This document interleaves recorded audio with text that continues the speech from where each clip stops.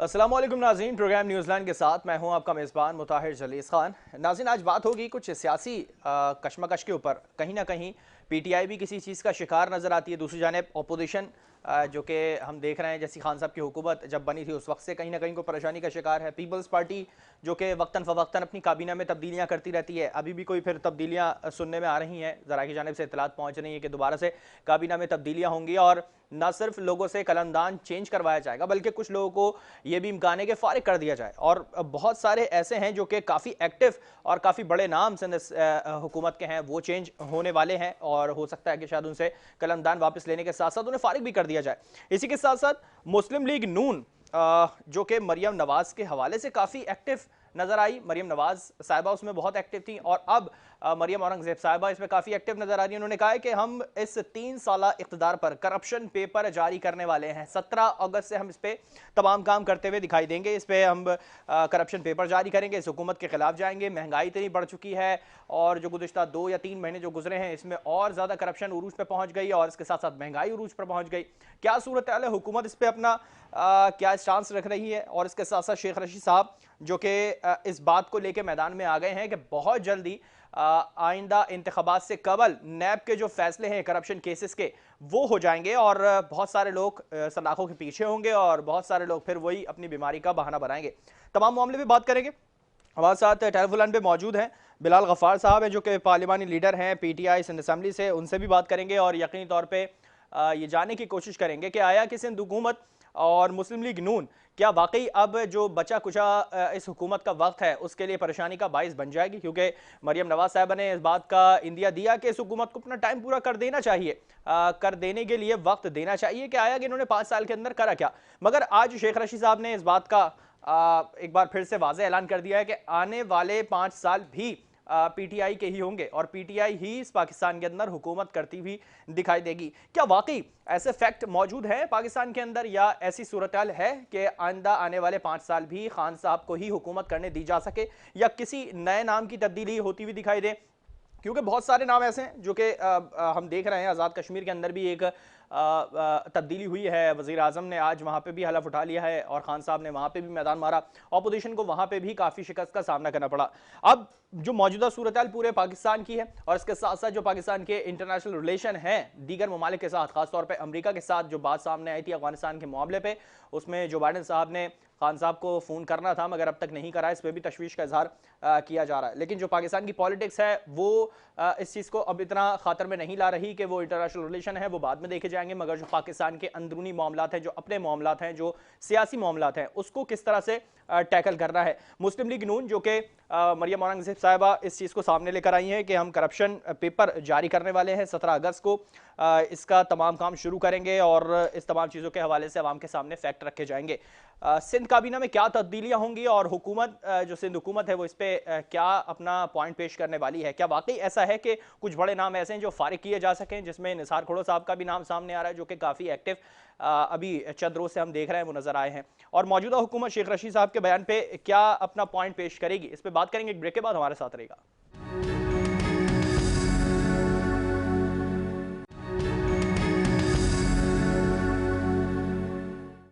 Welcome back नाज़रीन। Break से पहले हम यही बात कर रहे थे पाकिस्तान की सियासत इस वक्त कहाँ पे जा रही है और इसके साथ साथ अपोजिशन जो कि अपना अब तगड़ा किरदार अदा करने के लिए मुस्लिम लीग नून सामने आ रही है। करप्शन पेपर लेके 3 साल इख्तिदार पर ये करप्शन जो मौजूदा हुकूमत ने खड़ी करी है उसके ऊपर वो कह रहे हैं हम 17 अगस्त से करप्शन पेपर लेके आने वाले हैं। अवामी मनसूबे में फ़ंड खुर्दबुर्द और मौजूदा हुकूमत की करप्शन पे बात की जाएगी। क्या ला रहे हैं ऐसा, किस तरह के उनके पास ऐसे सबूत मौजूद हैं, किस चीज़ के ऊपर ज़्यादा बात की जाएगी, इससे मजीद बात करेंगे। हमारे टेलीफोन पे मौजूद हैं समीना मतलूब साहबा हैं, मुस्लिम लीग नून से उनका ताल्लुक है, एमएनए है। समीना साहब बहुत शुक्रिया प्रोग्राम के लिए आपने वक्त निकाला। मुस्लिम लीग नून मौजूदा हुकूमत के लिए करप्शन पेपर लाने वाली है, क्या है उस पेपर के अंदर ऐसा? बिस्मिल्लाहिर्रहमानिर्रहीम। जी। अच्छा, ये आपके क्वेश्चन में ही आपका जवाब पन्हा है। ये मुझे ये बताएं, आज तक 3 सालों में इनकी कारकर्दगी लोगों के ऊपर अजा नहीं है। हम तो सिर्फ उसी इन्हीं की कारकर्दगी को एक पेपर की सूरत में लाएंगे, जबकि हर बंदे पे इनकी करप्शन भी अजा हो चुकी है। इनकी हर चीज जो इन्होंने इस मुल्क के लिए खिलवाड़ किया वो भी अजा हो चुका है। मुल्क को किस नहज पे पहुंचा दिया, महंगाई में, गरीब लोगों के ऊपर जुल्म ढाने में, और हर चीज में। और हर चीज में हम कि ये इसको सिर्फ रिटर्न फॉर्म में लेके आएंगे, सबूत होंगे और बात होगी, और बिना सबूत लाएंगे और लोग उसको उसकी तायीद करेंगे अच्छा सबीना इंशाअल्लाह साहब, होगा ताला। क्या इस करप्शन पेपर लाने का आखिरी हासिल हुसूल क्या होगा? क्योंकि हमने देखा है मुतादिद बार मुस्लिम लीग नून ये कोशिश कर चुकी है, हर लिहाज से अवाम में आगाही पहुंचाई गई कि मौजूदा हुकूमत ने करप्शन की है, फला करप्शन की है, फला करप्शन की है। क्या आखिरी हासिल हुसूल होगा इस करप्शन पेपर का? क्या कानूनी स्टैंड होगा इसका कोई? मेरी एक बात सुनिए, हमारी ताकत क्या है? हमारे लोग हैं, हम्म, हमारी आवाम है। हम जिन में से उठ के एक वोट की सूरत में अपने आप को लेके फ्रंट पे आते हैं, सही। उनको तो हर चीज आया होनी चाहिए। हम्म, उन उन उनको हर चीज बताएंगे। मकसद ये है कि इनकी एक एक बात उन्हें पता होनी चाहिए। जो ये छुपाते हैं, ये झूठ बोलने की सूरत में हम लोगों के ऊपर कीचड़ उछालने की कोशिश करते हैं। हम्म, तो ये अब जो कुछ भी इनके तरफ से हो रहा है, हम नहीं चाहते कि हम किसी के ऊपर गलत इल्जाम लगाएं या बद इखलाकी करें, बदजुबानी करें, बद कलामी करें, ऐसा बिल्कुल नहीं चाहते। लेकिन फिर भी चाहते हैं, अवाम हमारी ताकत है, हमारी बैकबोन है, इनको हर चीज मालूम होनी चाहिए, उनको हम अवेयरनेस देंगे। उसका रिजल्ट क्या निकलेगा वो आने वाला वक्त ही बताएगा।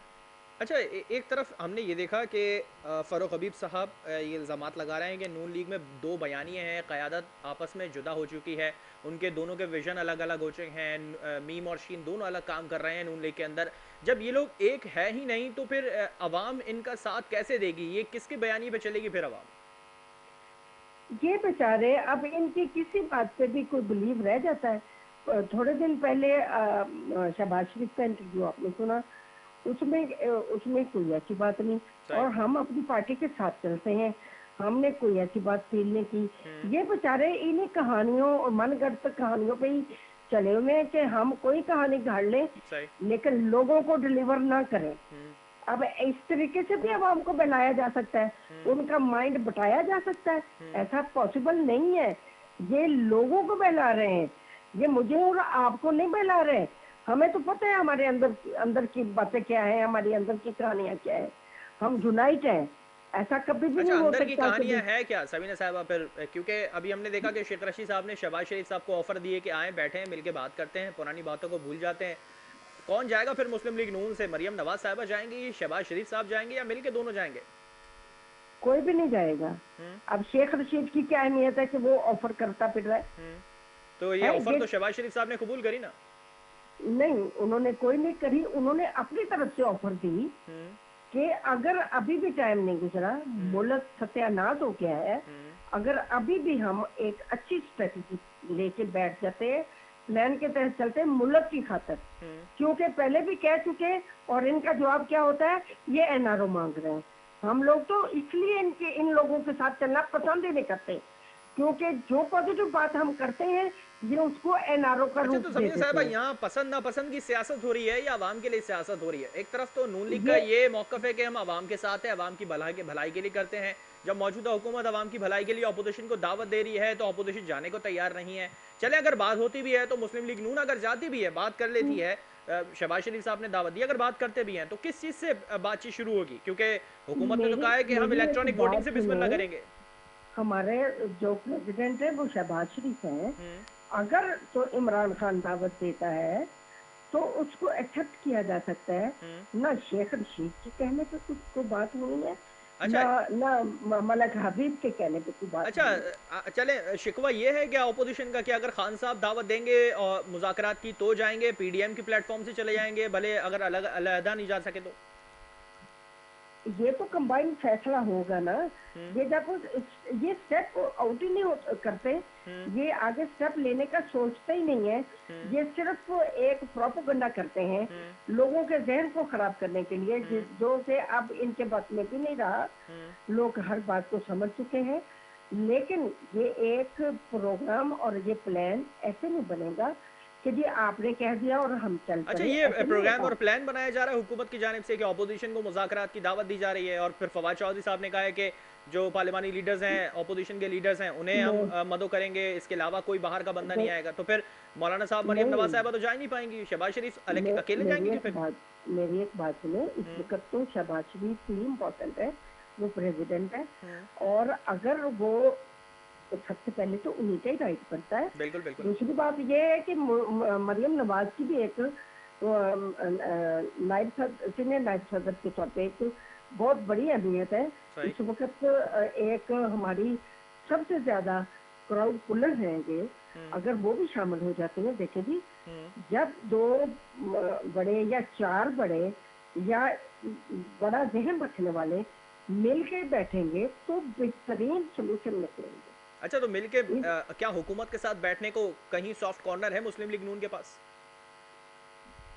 देखिए जी, मियाँ साहब की बात का को हम तो डिनाई नहीं कर सकते। हम्म, मियाँ साहब के जहन में कुछ सोल्यूशन होगा, हम्म। और जो वो प्रोग्राम बनाएंगे हम सब उनके पीछे होंगे। नहीं, बिल्कुल, वो तो शहबाज शरीफ साहब फैसला करेंगे। मैं पार्टी पॉलिसी की बात कर रहा हूँ। क्या है कोई ऐसा सॉफ्ट कॉर्नर के हुकूमत के साथ बैठ के कोई मुज़ाकरात कर सकें? भले वो जिस तरह से शेख रशीद साहब ने कहा है कि हम इलेक्ट्रॉनिक वोटिंग से बिस्मिल्लाह करेंगे। चले, अगर वहाँ से भी नहीं करते, तो कोई है नहीं, सॉफ्ट कॉर्नर ऐसा? इलेक्ट्रॉनिक वोटिंग को तो खैर ये भूल ही जाए। बात अच्छा। ये है कि ये तो देखें जी, जब बैठते हैं ना हुँ, तो मिल मिला के बात होती है। हुँ, आप एक बंदे की बात को नहीं रखा जा सकता। हुँ, जब आप चार लोग मिलते हैं तो चार जहन मिलते हैं, हुँ। चार लोगों की बातें होती हैं जिनसे एक बात का सोल्यूशन निकालना होता है। अच्छा, चलें, एक एक तरफ मरियम औरंगज़ेब साहिबा ये कह रही हैं कि हम करप्शन पेपर लेके आने वाले हैं, 17 अगस्त से इसकी शुरुआत करेंगे, और दूसरी जानिब अगर खान साहब मुज़ाकरात की दावत देते हैं, जो आप कह रही हैं कि अगर खान साहब दावत देते हैं मुज़ाकरात की तो हम जाएंगे, तो किस तरफ जाएंगे? करप्शन पेपर की तरफ मुस्लिम लीग नून जाएगी या मुज़ाकरात की तरफ? देखिए जी, करप्शन पेपर जो है उसको तो वैसे ही आना चाहिए। हुँ, जो इनकी गलतियां हैं उनको भी सामने आना चाहिए। सही, वो तो चलता ही रहेगा। सही। बाकी अंदर के मामला जो चलने हैं वो चलेंगे। अच्छा, अंदर के मामलात हुकूमत ने भी कुछ शायद वाज़े करना शुरू कर दिया है। शेख रशीद साहब ने आज कहा है कि आइंदा इंतखाबात से कबल ही जो नैब में करप्शन केसेस हैं, और वो नून लीग और पीपल्स पार्टी को मुखातिब करके कहा है, वो इस इंतखाबात से कबल ही उसके फैसले हो जाएंगे। क्या है वाकई ऐसा? चल रहा है कुछ ऐसा प्रोसेस? वो फैसले इनकी मर्जी के मुताबिक ही होने हैं, जो हम्म, ये पहले प्रिडिक्शन शुरू कर देते हैं। हम्म, हम चाहते हैं कि ये फैसले अदालों को करने दें। हम्म। हम एहतसाब के लिए तैयार हैं, ये बीच में शामिल ना हो, मतलब लेकिन अगर ये कोई भी शामिल फैसला होते आता है तो कोई भी फैसला आता है तो फिर नून लीग उसको एक्सेप्ट करेगी? बिल्कुल एक्सेप्ट करेगी। लेकिन अगर इनकी एंट्री ना होगी तो हम्म, ये देखिए, ये प्रिडिक्शन तो इसलिए करते हैं। हम्म, अब शेख रशीद एक वोट के साथ पूरी पार्टी के ऊपर हावी हुआ है। हम्म। अब उसकी तो इतनी अहमियत मैं तो नहीं समझती कि होनी चाहिए कि वो जो कहे तो उसके मुताबिक मनोन चला जाए। वो तो हर पार्टी का एक अपने अंदरूनी मामलात है ना, वो किसको ज्यादा ऊपर हाँ, रखना चाहते हैं, एक किसको एक नहीं रखना चाहते। ऑथेंटिक बंदा लेके आए, हम्म, जो इनका एक अपना पीटीआई का, हम्म, जो एक रियल पीटीआई का बंदा हो, हम्म। जो इनके साथ किस्म से तो जो क्या नून जिन्होंने लीग क्या वक्त समझती है, पीटीआई का कौन सा ऐसा जिन्हों रियल बंदा है जो नून लीग के साथ मेरी मुज़ाकरात एक करने में बात कामयाब होगा? सुनो, जिन्होंने वक्त के मौसम के हिसाब से तब्दीली चेंज हो जाना होता है, सही। उनको तो वैसे कोई रिलाय नहीं करता। हम्म, हम भी नहीं करते, पीटीआई भी नहीं करती। हाँ, पीटीआई खुद सिलेक्ट करे। हम्म, हम पीटीआई को इतना जानते नहीं है कि इनमें हम्म, से रियल बंदा कौन है। हम्म। सारी तो इधर उधर के लोगों को पकड़ के इन्होंने चले, पार्टी सारे शुरू इधर की से हुई उधर है। से लोगों को पकड़ के हाँ, पार्टी के अंदर जमा कर लिया। बहुत शुक्रिया सबीना मतलब साहब, आपने प्रोग्राम के लिए वक्त निकाला। और कहा यह जा रहा है कि नून लीग की जानिब से मुज़ाकरात की तरफ जाया तो जा सकता है, मगर अगर खान साहब दावत देंगे तो हम जाएंगे। दूसरी जानिब करप्शन पेपर लाने की बात हो रही है। अब नून लीग जाएगी किस तरफ, मुज़ाकरात की तरफ या करप्शन पेपर की तरफ? और दूसरी जानिब क्या पीटीआई के अंदर रियल शख्सियत या पीटीआई की रियल शख्सियत कोई ऐसी है जो नून लीग के साथ बात कर सके? इस पर बात करेंगे एक ब्रेक के बाद। हमारे साथ रहेगा।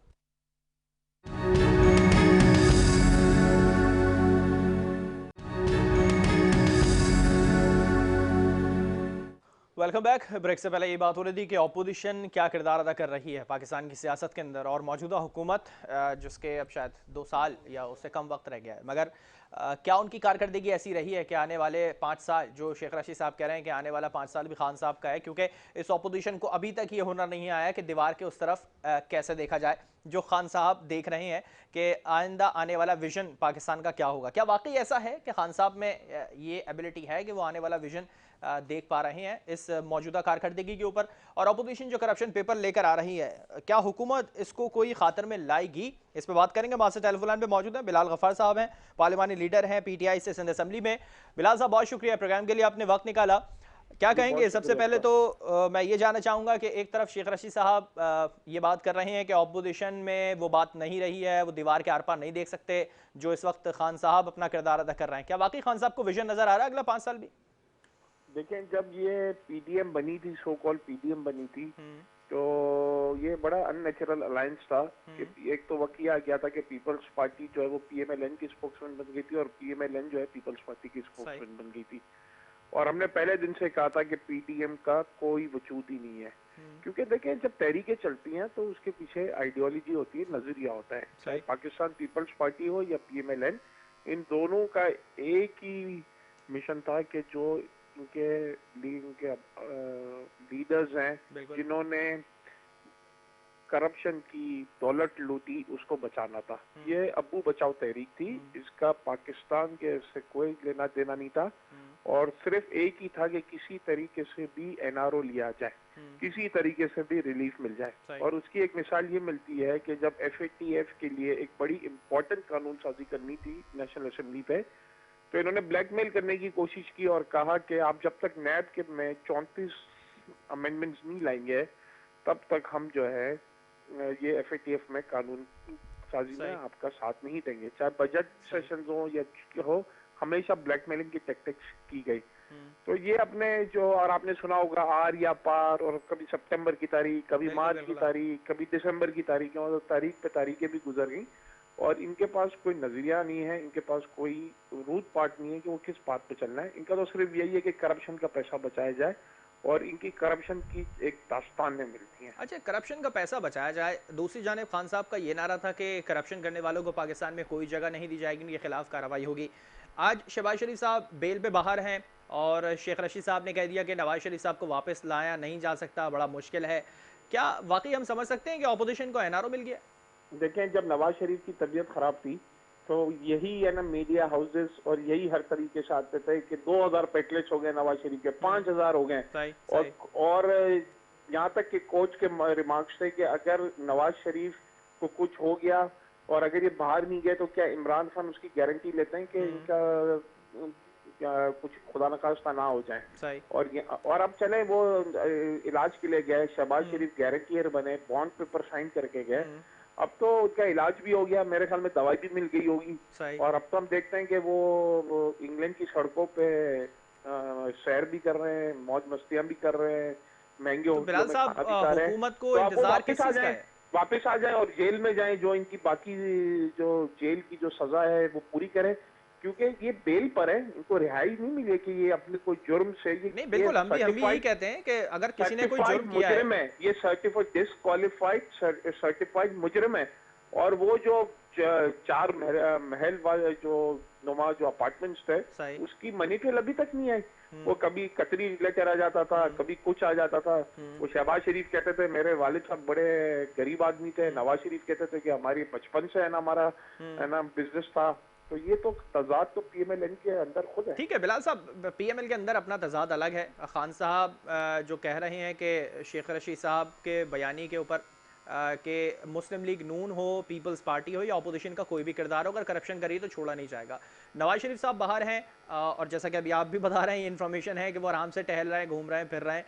तो वापस लाने के लिए जो तगदो हम देख रहे थे गुज़िश्ता 3 साल के अंदर, हमने देखी पीटीआई की तगदो हमने देखी नवाज शरीफ साहब को वापस लाने के लिए। अब शेख रशीद साहब का ऐसा बयान कि हम ला नहीं सकते, बहुत मुश्किल है।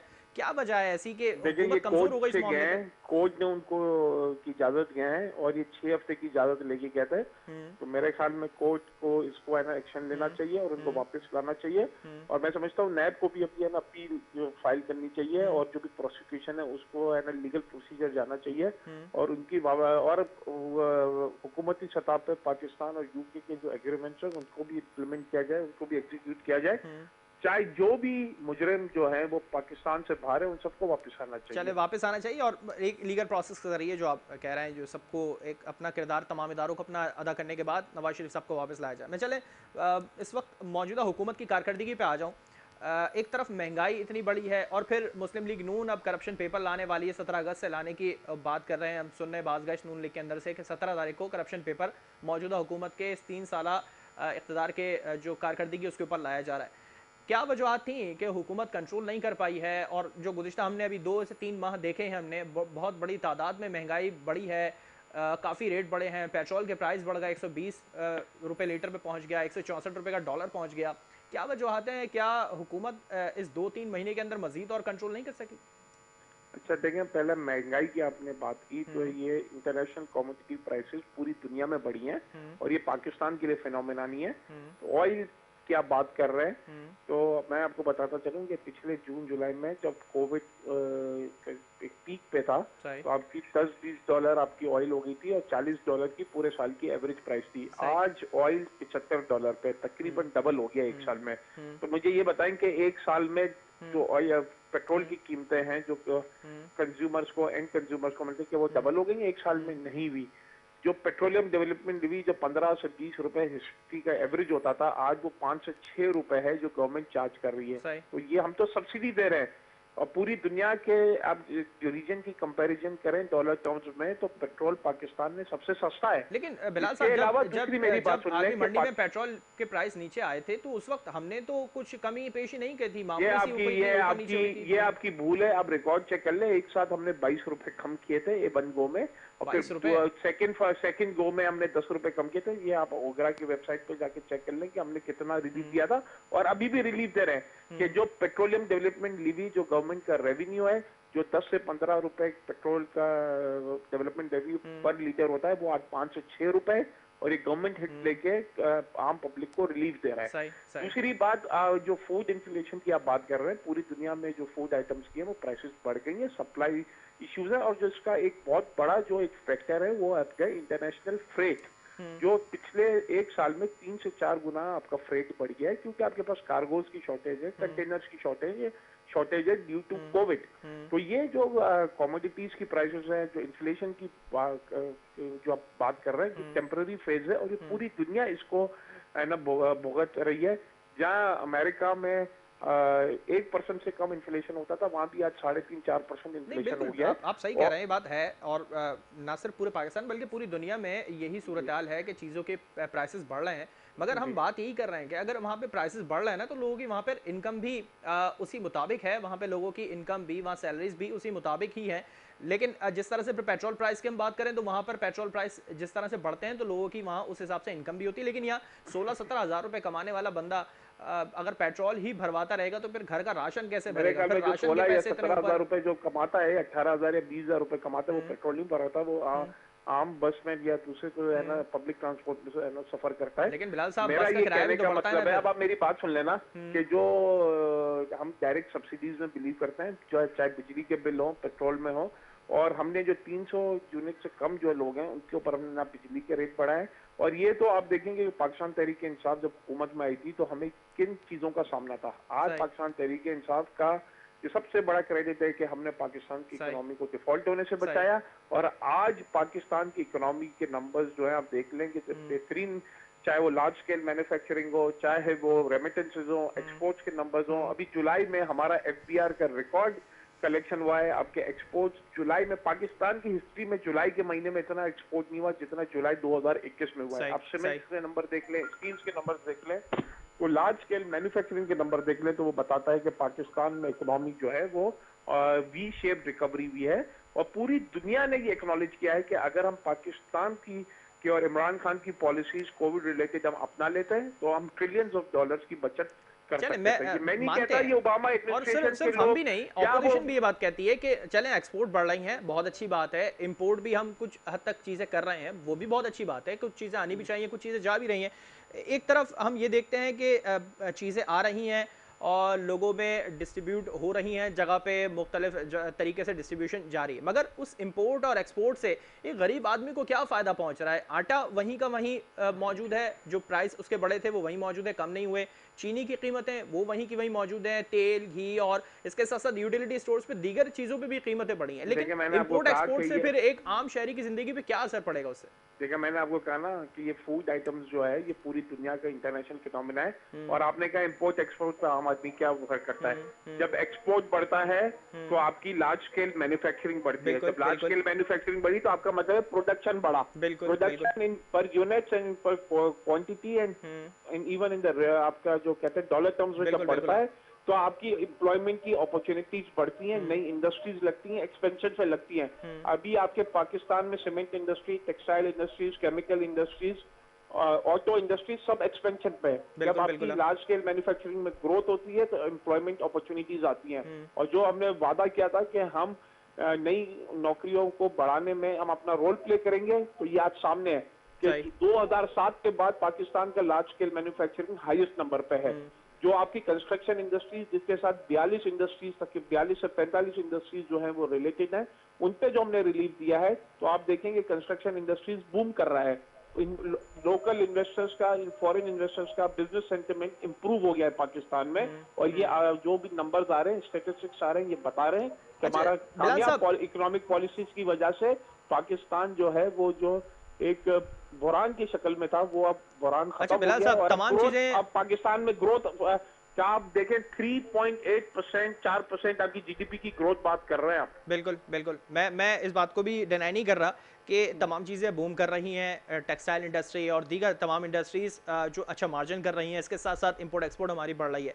मैं ये जानना चाह रहा हूँ कि अगर ये तमाम चीज़ें इतनी अच्छी तरीके से चल रही हैं, पाकिस्तान में मईशत का पहिया इतने अच्छे तरीके से चल रहा है, लेकिन उसके बावजूद भी इतनी महँगाई है, फिर ऑपोजिशन ये इल्ज़ाम लगाती है कि हम इतने फंड ले रहे हैं, इतने कर्ज़े ले रहे हैं, इतनी चीज़ों को हमने कम कर दिया है या इतनी चीज़ों को हमने बढ़ा दिया। उसके बावजूद भी महँगाई मौजूद है, महँगाई कम होने का नाम नहीं ले रही है। चीज़ वहीं के वहीं अटकी हुई है कि पीटीआई की कारकर्दगी क्या रही है, उन्होंने किस तरह से चीज़ों को देखा है। रिकॉर्ड 164 पे डॉलर पहुंच गया, 120 पे पेट्रोल आ गया दोबारा से।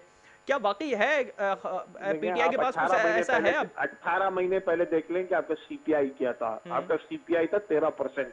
आज है आपका कंज्यूमर प्राइस इंडेक्स 8.74। ठीक है।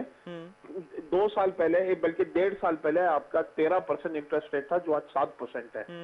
ठीक है। तो ये वो ऑपोजिशन के जो मेंबरान है उनको मैं थोड़ी मेरी रिक्वेस्ट है कि ये थोड़ी अपनी रिसर्च पूरी कर लिया करें, थोड़ी स्टेटिस्टिक्स पढ़ लिया करें तो ये बात करें। हर चीज में सियासत नहीं होती, नंबर्स बोलते हैं, फैक्ट्स एंड फिगर्स बोलते हैं। फैक्ट्स एंड फिगर्स को आप डिनाई नहीं कर सकते। बिल्कुल डिनाई नहीं कर सकते, मगर फैक्ट एंड फिगर्स पे सियासत तो की जा सकती है ना, तो बात तो मैंने वहीं आ आपको जाती फैक्ट्स है एंड फिर। फिगर्स बता रहा हूँ ना। पाकिस्तान ब्यूरो स्टेटिस्टिक्स के अभी पहले 2 अगस्त को नंबर आए जो बता रहे हैं कि पाकिस्तान में जो महंगाई की शरह है वो 8.74 है, जो 18 महीने पहले 13% थी। चलें हम इस फैक्ट एंड फिगर्स को एक साइड पे भी रखें। आपके फैक्ट एंड फिगर्स बिल्कुल सही होंगे, आप बिल्कुल सही बता रहे होंगे। अगर हम इसको स्टडी भी करें तो अगर यही चीज़ एक्चुअल निकलती है, हम मानते हैं उस चीज़ को, लेकिन महंगाई वहीं की वहीं मौजूद है, हमारा तो सवाल मैंने भी वहीं आपको का वहीं बताया ना मौजूद है। महंगाई, मैंने आपको क्यों यही तो मैं बता रहा हूँ कि मैं बिलाल साहब, मैं देखिए यही सवाल महंगाई मेरी आपको मैं यही तो बात बता रहा हूँ कि इंटरनेशनल कमोडिटी प्राइसेस बढ़ी हैं। आपका पाकिस्तान 4 से 5 बिलियन डॉलर का फूड आइटम्स इंपोर्ट करता है। जब फूड आइटम्स इंपोर्ट करता है तो डॉलर टर्म्स में पेमेंट करते हैं। जब फ्रेट आपका बढ़ गया है तो आपके पास जो लैंडेड कॉस्ट है वो बढ़कर आती है। तो एक चीज अब एक्सोर्स महंगी हो गई है जो पूरी दुनिया इसको फिनोमिना को फेस कर रही है, तो पाकिस्तान भी इससे दूर नहीं है। और मैं समझता हूँ कि ये एक टेम्परेरी फिनोमिना है। जैसे ही कोविड पे थोड़ी आपके पूरी दुनिया में ईज होगा, जब आपकी पूरी शिपिंग इंडस्ट्रीज, कार्गो इंडस्ट्री पूरी सही। जब आपकी पीक पे आएगी तो आपके फ्रेट्स भी कम आएंगे। जब फ्रेट कम आएंगे नीचे तो आपकी ट्रांसपोर्टेशन की कॉस्ट कम आएगी। अभी ट्रांसपोर्टेशन की कॉस्ट आपकी 4 गुना बढ़ गई है पिछले 1-1.5 साल की कंपैरिजन आप करें तो। चले, मैं आपकी तमाम बातों से एग्री करता हूँ। आप जो कह रहे हैं सही कह रहे हैं बिल्कुल, और तमाम चीज़ें एक्यूरेट चल रही हैं हुकूमत के अंदर। मैं फिर वही सवाल करूँगा कि मज़ीद हुकूमत करने क्या जा रही है? मैं और आप इस चीज़ को तो समझ जाएंगे, मगर एक आम शहरी इस चीज़ को कैसे समझेगा? वो मज़ीद किस तरह से वेट करेगा जी, मैं कि आपको कब बता देता बेहतरी हूँ। होगी? देखिए जब हम हुकूमत में आए थे तो आप समझ लें, मैं आम आदमी को समझा रहा हूँ कि हमारी जो मईशत थी वो आईसीयू में थी। हमने मुश्किल फैसले लिए क्योंकि जब आईसीयू में होता है तो पेशेंट के लिए आप हर कोशिश करते हैं कि पेशेंट की जान बच जाए। तो हमने पाकिस्तान को दिवालिया होने से बचाया। हमने मुश्किल फैसले लिए शुरू में। और मुश्किल फैसलों के बाद हमने स्टेबल किया पाकिस्तान की इकोनॉमी को, और अब पाकिस्तान की इकोनॉमी जो है वो ग्रोथ अच्छा, है। आने वाला वक्त हुकूमत क्या रिलीफ लेकर आ आपका रही है मुझे आवाम बताया के ना, लिए? पूरी दुनिया एक्सपेक्ट कर रही थी कि पाकिस्तान की जीडीपी ग्रोथ 1 से 1.5% के बीच में होगी। आज पाकिस्तान की इकोनॉमी जो है वो 4% से ग्रो कर रही है, और अगले हाँ, 5.5-6% जीडीपी ग्रोथ की बात कर रहे हैं। हाँ, तो ये वो बेहतर इंडिकेटर्स हैं जो मैं आपको बता रहा हूँ। और जब आपकी जीडीपी ग्रोथ बढ़ती है तो आपकी प्रोडक्शन लेवल बढ़ता है, जिससे आपकी एम्प्लॉयमेंट लेवल बढ़ती है। जब एम्प्लॉयमेंट लेवल बढ़ती है तो लोगों की इनकम बढ़ती है, जिससे आपकी परचेजिंग पावर बढ़ता है, और ये पूरा अच्छा साइकिल चलता बिलाल है। साहब, मैं बस आखिरी में जानना चाह रहा हूँ, मैं ये एक आखिरी सवाल करने वाला हूँ कि जो अब टाइम पीरियड हुकूमत का रह गया है, इसके अंदर आवाम को क्या रिलीफ मिलने वाला है, क्या उम्मीदें लगाएं आवाम देखिए, हुकूमत जो से? बजट आया है इस बार का वो बेहतरीन बजट आया है, जिसमें हम्म, तमाम सेक्टर्स को एक रिलीफ मिला है। हम्म, तमाम इंडस्ट्रीज ने, तमाम सेक्टर्स ने इस बजट को वेलकम किया है। इसमें मिडिल क्लास लोगों को सब्सिडीज दी हम्म, गई है, कोई नया टैक्स नहीं लगाया गया। और मैं समझता हूं कि जो ये ग्रोथ ओरिएंटेड बजट है, ये अगले 2 सालों में पाकिस्तान की मईशत के लिए एक बेहतरीन चीज सामने होकर आएगी। और आप देखेंगे कि पाकिस्तान के जो ग्रोथ नंबर्स हैं, हम्म, जो ऑलरेडी जो है वो पॉजिटिव हम्म, प्रोजेक्शंस में आ हम्म, गए हैं, हम्म, और मजीद आपकी है ना चीजें मैं हम्म, समझता हूँ बेहतर होंगी। और हम्म। 2023 में इमरान खान साहब वापस प्राइम मिनिस्टर बनेंगे, और सिंध में भी इंशाल्लाह ताला पीपल्स पार्टी का खात्मा चलें, होगा। ठीक है, आने वाले वक्त में हुकूमत बहुत अच्छे मजीद सब्ज़ बाग लेकर आएगी। बहुत शुक्रिया बिलाल गफ़ार साहब, आपने प्रोग्राम के लिए वक्त निकाला। जो टाइम पीरियड हुकूमत का बचा हुआ है और उसमें वो मजीद सब्ज़ बाग आवाम के लिए लेकर आएगी, क्या सिर्फ ये दावे रहेंगे या इन दावों को पूरा भी किया जाएगा, इन वादों को पूरा भी किया जाएगा? आवाम इसी से अब तक आस लगाए बैठी है और आने वाला वक्त भी शायद आवाम को आस लगा कर ही गुजारना पड़ेगा। मजीद बात करेंगे एक ब्रेक के बाद, हमारे साथ रहिए।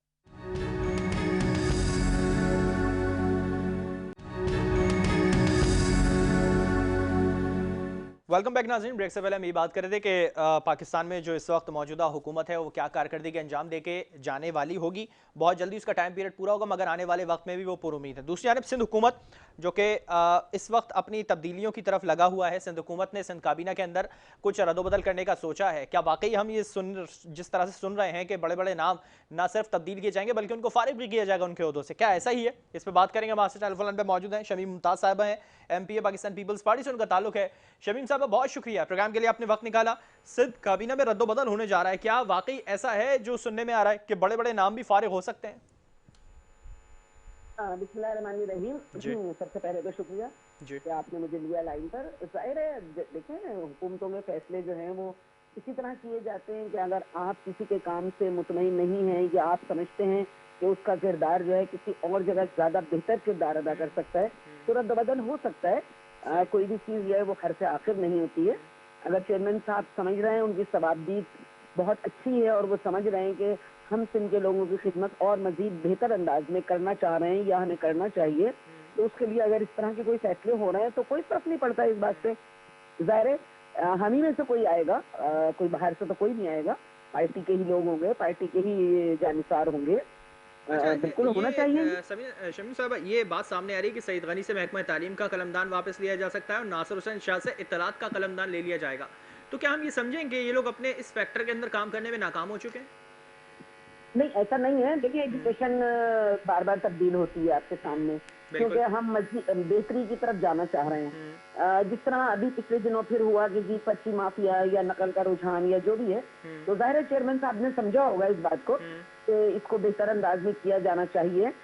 सईद गनी ने बहुत कोशिश की है, यकीनन वो बहुत अच्छे तो मतलब कोशिशें की है, काम यानी करने इसका वाले मतलब हैं। तो ये है ना, नाकाम हुए, कोशिशें की गई हैं लेकिन कामयाब नहीं हो सके। नहीं, नाकाम तो नहीं कह सकते, लेकिन पर हो सकता है कामयाब कि नहीं हो सके। जो दूसरा आए वो और बेहतर काम कर सके। हम्म, जाहिर है, उन्होंने अपनी पूरी सलाहियतें लगाई होंगी इसको ठीक करने के ऐसा लिए। है पीपल्स पार्टी के अंदर के जो सईद गनी साहब तालीम के अंदर काम नहीं कर सके, उनसे अच्छा कोई काम करके दिखा देगा? देखिए, वो बहुत अच्छी तरह तर्जुमान का रोल अदा कर रहे हैं। सही। वो बहुत अच्छी तरह लेबर पे भी काम कर रहे हैं। बहुत सारी नई चीजें भी आई हैं, लेबर पॉलिसी में भी तब्दीली आई है। तो मैं नहीं समझती कि सईद गनी की अच्छा, तो मतलब जात पे हम कोई वो बात कर दीगर सकते काम हैं। सरअंजाम अच्छे दे रहे हैं, बस तालीम का काम अच्छा नहीं कर पा रहे हैं, तो इसलिए उनको आप चेंज किया जा देखिए रहा ना, सरदार शाह चला रहे थे एजुकेशन, असेंबली में अपोजिशन वाले कह रहे थे उन्होंने बहुत अच्छी चलाई है, बहुत है। सही, अच्छी चलाई है। सही, तो जब अगर बहुत अच्छी कोई चीज चला रहा होता है तो जाहिर है कोई ना कोई बोलता है। ठीक। तो मुमकिन है कि चेयरमैन साहब समझ रहे हो कि हम इसको और बेहतर करें, तो उन्होंने ये फैसले किए हों। हम बिल्कुल पार्टी पॉलिसी पे ओबे करने वाले लोग हैं, सईद गनी हो, सही। नासिर शाह हो या कोई भी हो। चेयरमैन साहब का फैसला सर आंखों पर, अगर वो समझते हैं कि हम बेहतरी कर सकते हैं तो बिल्कुल हम बेहतरी करेंगे इसमें। अच्छा, काबीना के अंदर उन लोगों को चांस दिया जा सकता है जो रिसेंटली पीपल्स पार्टी से ज्वाइन हुए हैं? मुझे आपकी आवाज कम आ रही है, मुझे आपकी आवाज नहीं आ रही। मैं ये पूछना चाह रहा हूँ कि क्या सिंध काबीना के अंदर उन लोगों को भी चांस दिया जा सकता है जो अभी हाल ही में पीपल्स पार्टी से मुंसलिक हुए हैं? ये तो चेयरमैन साहब की उस पे आता है कि चेयरमैन साहब जो बेहतर समझेंगे। जो भी पार्टी में शरीक हुआ है वो अलग बात है, लेकिन पार्टी में हमारे यहाँ बिल्कुल पीटीआई की तरह ऐसा नहीं है कि हम अपने लोगों को नजरअंदाज कर दें और ऐसे लोगों को हम जो है वो ऑब्लाइज करें जिन्होंने अभी कल ही अगर हमें ज्वाइन किया है। लेकिन अगर चेयरमैन साहब समझते हैं कि ऐसा होना चाहिए तो बिल्कुल बिल्कुल करें, वो हमें कोई एतराज नहीं है बात के ऊपर। अच्छा, अभी मुर्तज़ा वहाब का काफ़ी शोर मचा था, मुर्तज़ा वहाब साहब को एडमिनिस्ट्रेटर लगाने का काफ़ी शोर मचा था, और क्या अब इस मीटिंग के अंदर हम ये देख सकते हैं कि मुर्तज़ा वहाब को कंफर्म कर दिया जाएगा और उनके कहने पे डीसीज भी तब्दील होते हुए दिखाई देंगे, उनकी टीम लगेगी? देखिए, अगर आइन और किसी और चीज में कोई नहीं आता तो मुर्तजा वहाब जितना अच्छा काम कर रहे हैं, अगर वो संभाल सकते हैं एडमिनिस्ट्रेटर तो बिल्कुल उनको संभालना चाहिए। लेकिन अगर आइन में इसकी कोई वो मौजूद है तो इसके मुताबिक फैसला होगा कि आया उनको होना चाहिए या नहीं होना चाहिए। लेकिन आप क्या समझती हैं, मुर्तज़ा वहाब तो सियासी वर्कर हैं और उनका ऐसे एडमिनिस्ट्रेटर लगना क्या दुरुस्त है? मेरे ख्याल से कहीं लिखा हुआ नहीं है कि सियासी वर्कर जो है वो एडमिनिस्ट्रेटर नहीं हो सकता, क्योंकि पिछले दौरों में जितने लोग रहे हैं, आज जो बैठे हुए हैं हनीफ साहब, वो ज़ाहिर एमसीएम से उनका ताल्लुक है और वो असेंबली के सब मेंबर भी हैं, वो भी बहुत अच्छी जिम्मेदारियों पे रहे हैं। ऐसा नहीं है कि हम जिम्मेदारियां नहीं उठा सकते। लेकिन फिर इसका मतलब तो ये हुआ ना शमीम साहब कि फिर बल्दियाती इंतखाबात भी नहीं होने चाहिए, अपनी मर्जी के मुताबिक लगा दिया जाए वजीरों को, बिठा दिया जाए काम करने के लिए? नहीं नहीं, ऐसा नहीं है। देखिए, बल्दियात के इलेक्शन पहले भी बहुत डिले हुए थे और हर सूबे में हुए हैं। सबसे आखिर में सिंध में बल्दियाती इदारों की मुद्दत जो है वो खत्म हुई है, वरना केपी में और पंजाब में तो बहुत पहले ही उनको घर बिठा दिया गया था। जैसे ही इलेक्शन सर पर आएंगे, बिल्कुल इलेक्शन कमीशन अगर फैसला करेगा कि इलेक्शन होने चाहिए, डेट आएगी, अगर डीलिमिटेशन उस वक्त तक मुकम्मल हो गई, मर्दमशुमारी पे अगर हमारे इत्मीनान बहाल हो गया तो बिल्कुल हमें कोई एतराज नहीं है, इलेक्शन होना चाहिए। और जिस भी जमात का शमीम साहब, मैं आखिर में जाते जाते पूछना चाहूंगा कि जिस तरह से ये होता है कि एडमिनिस्ट्रेटर जो है वो गैर सियासी होता है, अगर मुर्तज़ा वहाब को एडमिनिस्ट्रेटर लगाया जाता है तो क्या गैर सियासी हो जाएंगे? और बल्दियाती इंतखाबात के हवाले से क्या बहुत करीब है, हम देख रहे हैं बल्दियाती इंतखाबात होंगे सिंध हुकूमत कराएंगे? देखें, जब स्पीकर की सीट, सदर की सीट जब ऐसी हो जाती है, या गवर्नर की सीट के जब उस पर लोग लगाए जाते हैं, तो वो भी सियासी ही होते हैं। जो सिंध के गवर्नर हैं वो सियासी हैं, लेकिन वो सीट का तकाजा है कि वो बिल्कुल न्यूट्रल होकर बात करें। प्रेसिडेंट का भी इसी तरह एक ओहदा होता है, प्रेसिडेंट ऑफ पाकिस्तान का, वो भी आपको पता है कि वो सियासी बंदा है जो वहां पर इस वक्त बैठा हुआ है। तो अगर एडमिनिस्ट्रेटर भी इस तरह हो जाता है तो जाहिर है फिर वो न्यूट्रल हो जाएगा, वो फिर सियासत से उसका कोई ताल्लुक नहीं रहेगा, या वो सियासी रोल अपना अदा नहीं करेगा। वो सारे पूरे कराची के लिए, पूरे जहां पर भी उसको बिठाया जाएगा वो वहां के हिसाब से काम करेगा। सदर सियासी हो सकता है, वजीर आजम भी सियासी हो सकता है, तो फिर ये एडमिनिस्ट्रेटर सियासी क्यों नहीं हो सकता? बहुत शुक्रिया शमीम मुमताज साहब, आपने प्रोग्राम के लिए वक्त निकाला। सिंध हुकूमत में कुछ नई तब्दीलियां होने जा रही हैं, क्या वो तब्दीलियां सिंध हुकूमत को और सिंध में होने वाली कारकर्दगी को मजीद बेहतर कर सकेगी? और जो इस वक्त मौजूद है अपनी सीटों पर, क्या उन्होंने अपना काम बखूबी अंजाम नहीं दिया जिसकी वजह से उन्हें तब्दील किया जा रहा है? ये तो अब काबीना की मीटिंग के बाद ही देखा जा सकेगा। इसी के साथ प्रोग्राम का वक्त खत्म हुआ। मुझे मेरी पूरी टीम को दीजिए इजाजत। अल्लाह हाफिज़।